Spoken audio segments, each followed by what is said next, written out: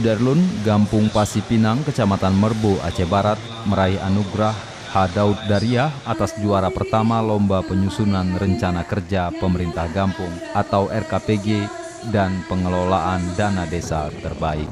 Sedangkan tingkat kecamatan, juara lomba yang sama diraih Kecamatan Merbu yang hadiahnya diserahkan Bupati H.T. Alaidin Syah pada pembukaan Musyawarah Rencana Pembangunan Daerah atau Musrembang tingkat kabupaten di Aula Bapeda setempat.